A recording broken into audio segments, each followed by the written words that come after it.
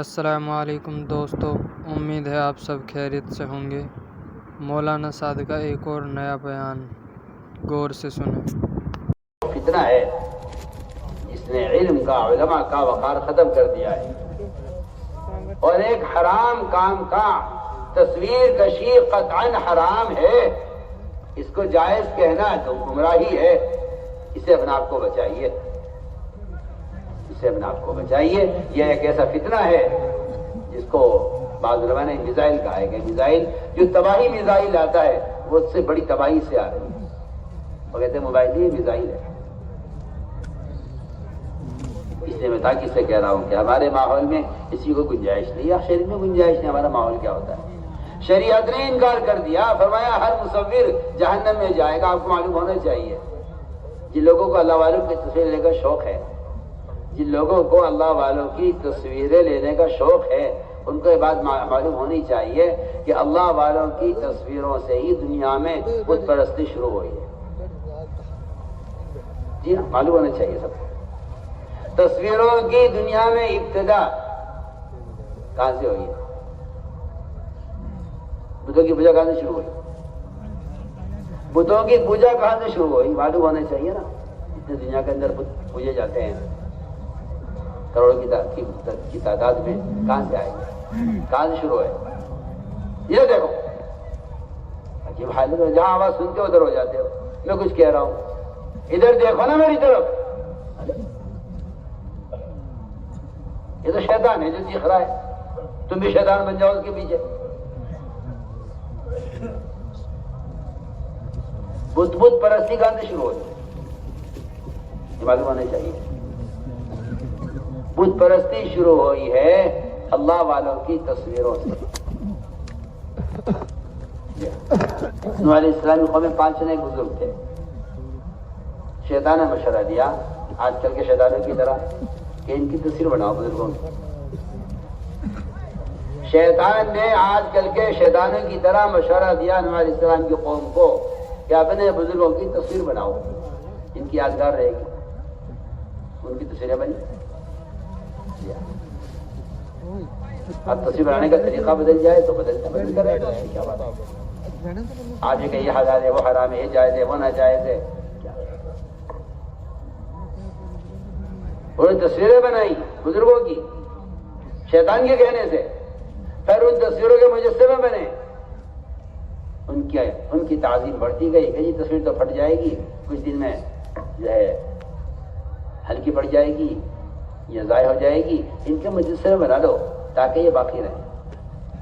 یہاں سے دنیا میں بت پرستی شروع ہوئی ہے۔ میں تو آج بھی کہتا ہوں کہ اگر ان تصویروں سے بت بن سکتے ہیں تو ان تصویروں میں کیا بتوں کی بو نہیں ہوگی؟ کیا ان بتوں کی ضرورت نہیں ہوگی؟ جو تصویر بت کی شکل اختیار کر سکتی ہے، کیا آج ان تصویروں کے اندر بتوں والی ضرورتیں نہیں ہوں گی؟ بس کسی کا احساس مردہ ہو گیا ہو اور کسی کا ایمانی بیچارے کا کھوکھلا ہو کہ کوئی حرج نہیں ہے تو وہ جانے۔ ورنہ میں نے آپ سے عرض کر دیا کہ دنیا میں بت پرستی کی ابتدا اللہ والوں کی تصویروں سے ہوئی ہے۔ کیوں؟ عجیب بات ہے۔ علماء نے لکھا ہے کہ تصویر بنانا، چاہے موبائل سے بنائے، تصویر بنانا اللہ تعالی کی، اللہ اکبر، اللہ تعالی کی صفت میں، اس کی صفت تخلیق ہے، اس کی نقالی کرنا ہے کہ میں بھی اللہ ہوں۔ زنا کرنے والا، شراب پینے والا، چوری کرنے والا، جھوٹ بولنے والا، غیبت کرنے والا، کسی کو نہیں کہا کہ کوئی اللہ بننا چاہتا ہے، خالق بننا چاہتا ہے۔ صرف تصویر بنانے والے کے بارے میں فرمایا کہ یہ خالق بننا چاہتا ہے۔ یہ حدیث ہے، پڑھی حدیث، کوئی خالی باتیں تھوڑی ہوتی ہے یہاں دعوت کے ممبر سے، صاف حدیث ہے۔ جو آدمی کسی بھی طرح سے تصویر بنا رہا ہے وہ خالق بننا چاہتا ہے۔ اللہ وجہ تو نے خالق بننا چاہا، ڈالی میں رو تصویروں میں، اور نہیں ڈال سکے گا، رو ڈالنے سے اللہ کا کام ہے۔ اللہ ان مصور اٹھا کے جہنم میں ڈال دیں گے سیدھا، سیدھی بات ہے۔ یہ لکھا بنانا جو ہے بدر عالم تجوان سننا میں تصویر کشی پر یہ لکھا ہے اور روایت نقل کی ہے کہ مصور اللہ بننا چاہتا ہے کسی شراب پینے پر، زنا کرنے پر، جھوٹ بولنے پر، غیبت کرنے پر، کسی کبیرہ گناہ پر وہ عذاب نہیں ہے جو عذاب تصویر لینے پر ہے۔ جی ہاں، پڑھیے آپ حدیث، اشد الناس عذابا کا ہے، اشد الناس۔ ابن عباس کے پاس ایک آدمی آیا، آ کر کہنے لگا کہ جی میں آپ سے ایک مسئلہ معلوم کرنے آیا ہوں۔ وہ زمانہ جاہلیت کا زمانہ، کفر کا، وہ بیچارہ کبھی زمانے جاہلیت میں اس کا کام ہوگا تصویر بنانا، تصویر بنایا کرتا تھا۔ اس نے آ کر مسئلہ معلوم کیا ابن عباس رضی اللہ عنہ سے کہ جی میں اسلام لے آیا ہوں، مگر میرا جو طریقہ ہے، میرا جو پیشہ ہے، میری جو آمدنی کا ذریعہ ہے، وہ تصویریں بنا کے بیچتا ہوں، اس کے مجھے پیسے ملتے ہیں۔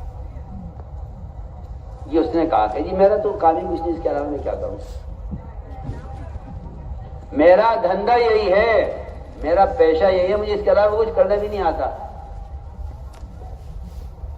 ابھی بچوں کو پالنے کے لیے میرا کام یہ ہے کہ میں تصویر بناتا ہوں، ان تصویروں کو بیچ کر جو پیسے آتے ہیں اس سے میں اپنی گزر بسر کرتا ہوں۔ کیونکہ یہ بات بالکل طے شدہ بات ہے کہ تصویر کا بیچنا بھی حرام ہے، اس کا خریدنا بھی حرام ہے، اس کی آمدنی بھی حرام ہے۔ سن رہے کان کھول کے بھی کیا بول رہا؟ تصویر خریدنا، بیچنا اور اس کی آمدنی سب حرام ہے۔ جس طرح شراب کا بیچنا بھی حرام، خریدنا بھی حرام، پینا بھی حرام۔ جو پیسے اس کی بیچ کر پیسے آئے ہیں وہ بھی حرام ہے۔ اس نے کہا ابن عباس رضی اللہ عنہ سے کہ جی میں کیا کروں، میرا تو پیشہ یہی ہے، میں کیا کروں۔ انہوں نے یہ نہیں کہا بھائی مجبوری ہے، حالات ہے، آج کل کی زمانہ بدل رہا ہے اور مجبوری ہے، آؤ بھائی بیٹھ کے سوچ لو، بھائی پریشانی آ رہی ہے مسلمانوں پر، آ جاؤ بیٹھ کے ذرا غور کر لیا جائے اور بیٹھ کر سوچ لیا جائے، چلو فلاں کے مذہب پہ عمل کر لیا جائے، فلاں کے مذہب پہ مسئلہ بتا دیا جائے۔ یہ وہاں پہ یہ کچھ نہیں ہوتا تھا، وہاں یہ تو زمانے میں ہوتا تھا۔ مجبوریوں کا دین کیا، کافروں کے تابع کر دو دین کو اور کہتے رہو ہاں ہم دیندار ہیں۔ انہوں نے یہ نہیں کہا مجبوری ہے۔ ابن عباس نے فرمایا کہ تصویر کی آمدنی حرام ہے۔ کیا کہا اس نے؟ تصویر لینا تمہارا، بنانا تصویر حرام ہے۔ وہ تو سنتے ہی اس کی تو دل کو اٹیک ہو گیا اس کے، اور وہ لمبے لمبے سانس لینے لگا، جو روایت ہے میں آپ کو نقل کر رہا ہوں۔ اور اس سے تو پریشان، اور اس پہ اتنا بوجھ پڑا کہ وہ لمبے لمبے سانس لینے لگا۔ وہ کہ جی میں تو ہلاک ہو گیا، میں کیا کروں، کوئی گنجائش ہے؟ کہ نہیں، کوئی گنجائش نہیں ہے۔ آپ کا عمل بھی حرام ہے، آپ کی آمدنی بھی حرام ہے، آپ کا تصویر بنانا بھی حرام، بیچنا بھی حرام، خریدنا بھی حرام۔ سنیں موبائل والے، سنیں میں کیا بول رہا ہوں۔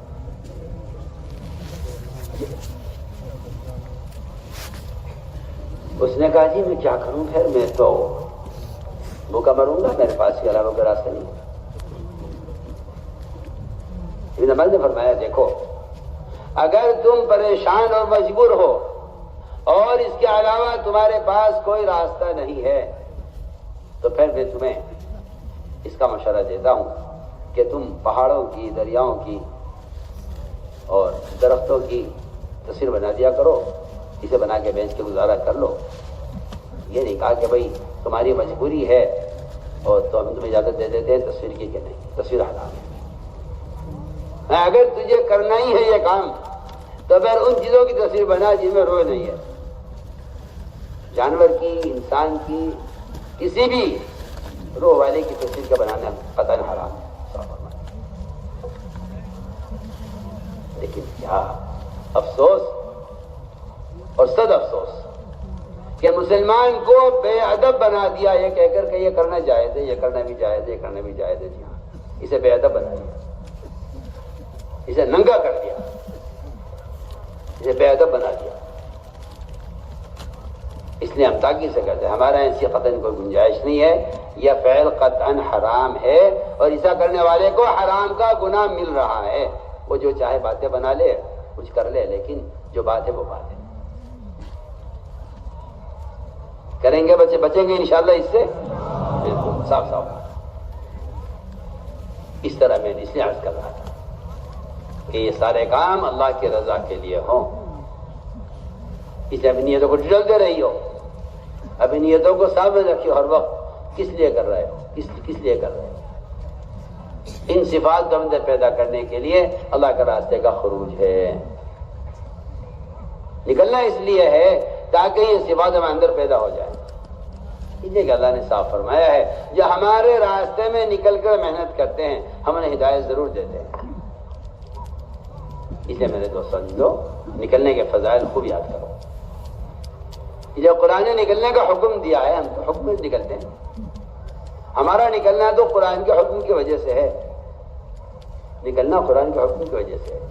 انفروا خفافا وثقالا، نکلو اللہ کے راستے میں، ہلکے ہو یا بوجھل، دور بھی جاؤ قریب بھی جاؤ، ہر جگہ دین کو قائم کرنے کے لیے خود چل کر جاؤ۔ اس طرح ہمیں نقل و حرکت کے ذریعے ہر جگہ عمل کا ماحول قائم کرنا ہے، جہاں تک ہو سکے اللہ کے راستے میں پیدل چلو۔ پیدل چلنے کی فضائل معلوم نہیں ہیں، اور جنہیں معلوم بھی ہے وہ سمجھتے ہیں کہ وہ تو قتال کے زمانے کے فضائل ہیں، اب کوئی قتال تو ہو نہیں رہا ہے کہ وہ فضائل بیان کیے جائیں۔ حالانکہ جہاں قتال نہیں ہے وہاں بھی یہ فضائل